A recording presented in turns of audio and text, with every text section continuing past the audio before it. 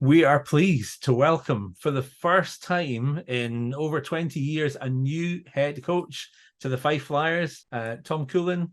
You're our new head coach. Thank you very much. It's pretty exciting. We know absolutely nothing about you other than what was released on social media earlier. So I guess we start with the fact that this isn't your first time as head coach, Tom. You've got quite a pedigree. I've been a long time. I've been a career coach. That's what they call it in Canada. I've been a career coach. Starting back as into the 1980s. So I've continued. I've taken very few years off, and I've coached in every league. Every competitive league in the world, just about, and the highest level you can think of, the Olympics and the NHL, and I've in many leagues in Europe and North America. So I've kind of touched base everywhere from that regard, and I have always loved it, and I'm ready to love it again. You mentioned it there. You coached in the NHL under Ted Nolan back in 2014. I mean, what was that experience like? Well, Ted and I had spent 3 or 4 years together. We coached the Latvia national team together in 3 world championships and the Olympic Games. So we knew each other quite well. And then he asked me to go to Buffalo with him. Working with Buffalo was great. We didn't have a good team. We had to motivate our team every night, and we had a situation where the 2 big players, the best player in the world today is Connor McDavid, and Connor McDavid was the prize for the team that finished in last place in the NHL the year that I was there. And of course, Buffalo was vying for that last place finish. So the management kept taking players from us, and we as coaches, we didn't care. We just wanted to do our best. So we continued to work with and motivate our team. And we had everyone said nobody worked harder than our team did. We may not have been the most talented in Buffalo, but we certainly worked hard and we got a lot out of our guys. So anyway, that was a heck of an experience. If I asked you to describe your kind of coaching style let's go with your coaching style first of all. What sort of a coach are you? Well, I mean, as far as on the ice goes, I try to put together teams that can forecheck, and often it depends on your talent that you have. But when I can have the time to build a team, which I do right now, not as much time as I'd like, by the way, but because I just got handed the job. But when I get a chance to build a team, I do my best to have a team that's got speed. I'm looking at our team this year. I'm trying to build a team I'm trying to get faster. We're trying to get faster and get some skilled guys down the middle in center. That's my first priority. And also I want to kind of rebuild the defense.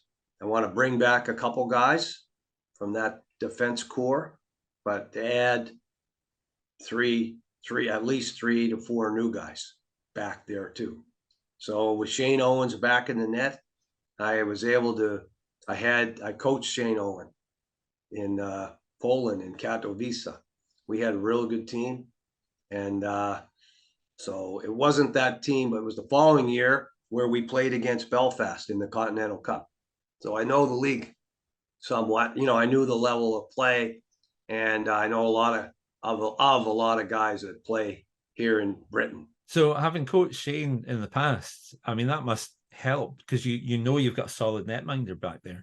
Exactly. I have not looked around the league, but the first thing that, in speaking to Cam Critchlow, the captain in, I think it's Manchester, he said, well, and I told him, he asked me how many guys that we have signed for next year. And I said, well, we have one, our goalie.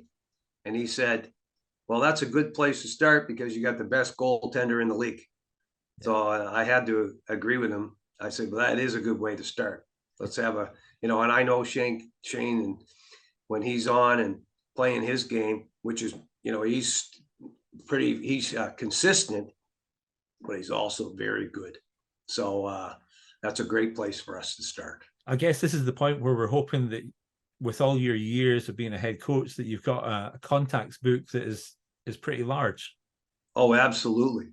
I mean, I know on my phone, I think I've got just about every agent, and and with the guys that are former players of mine, I believe I have a very wide network. Whether it's if I have to reach into Europe or anywhere in North America, whether they played for me, or I coached against them, or I worked with them, I like to think I've got as good a network as anyone in hockey. You've taken this job with the Fife Flyers. How much do you know about the team coming in? Well, I know that was founded in 1938. Yeah. I know where we finished last year. I know that people have told me that they have a very passionate following of fans. And actually, my daughter was a friend of Mike Casola. Mike Casola, he played. Yeah. And my daughter went to school with him, same at Acadia University, where I used to coach too, but way back. And anyway, she said she thought it was a great a great feeling in the arena, and we want to make sure we put a team in there that people will be happy to come and watch. Guys that want to work, we have to work hard to compete, and that's such a key. So that'll be my whole focus, to get our team to work hard every night and put the right players that we are able to compete. You can talk about competing, but if you don't have a skill level that allows you to get there, then it makes it tough. You can want to win all you want, but you got to actually physically get there. So I like the progress I'm making. I believe that I've got 1, 2, 3.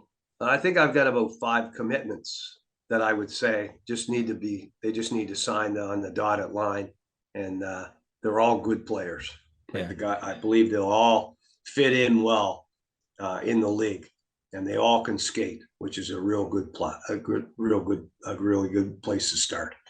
What are your thoughts on the sort of players like enforcers and the kind of sort of showy players that are kind of exciting to watch? Maybe not necessarily as skilled, but quite exciting to watch. What are your thoughts on having them in a team? A good team has different parts. They have different parts. You need to be able to have speed. You need to score. You need to be able to knock guys down when you have to. You need to mostly you need to defend first. And like I looked at the plus minuses of our players, of any team. When you're up there in the minus 30s and the minus, that doesn't bode well. That makes it for a long season. And even speaking with, Shane, what he thought we needed to do. So, I mean, I think we need to be a defense first team, but with the speed, with the ability to score. I mean, but we needed to be able to defend. It won't be wide open run and gun type thing with no defense. I mean, any good team, whether it's football or hockey or American football, you got to be able to play defense, but score. And that's what every good team is able to do.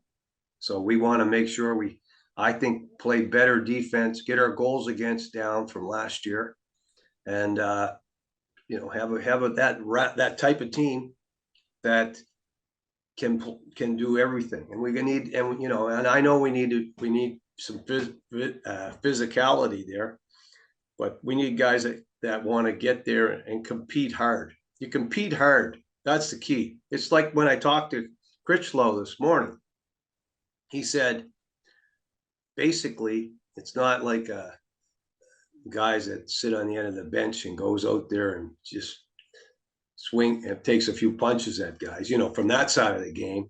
I mean, that's kind of passe, but yet you need to compete hard-nosed players. Anyway, and my guys, I want to bring in here. I want guys that can compete, and I want some, you know, if we need to, if it gets tough, we need to be tough too, as a team tough. But but bottom line, when the fans come to the rink, people come to the rink, they want to see people. They want guys to lay it out there and lay it on the line, and that's what the kind of players I need. Guys that want to leave it all on the ice, whether we win, we lose, whatever. Hopefully, we win. You know. But, yeah. No. Hopefully, definitely win. That's there Tom. You go. Definitely win. There you go. Tom, you've got your work cut out for you this summer, and we're really looking forward to seeing you in the old barn and across in Kirkcaldy. There's so many more questions that we'll want to ask. But for now, thank you very much for taking the time to speak to Flyers TV.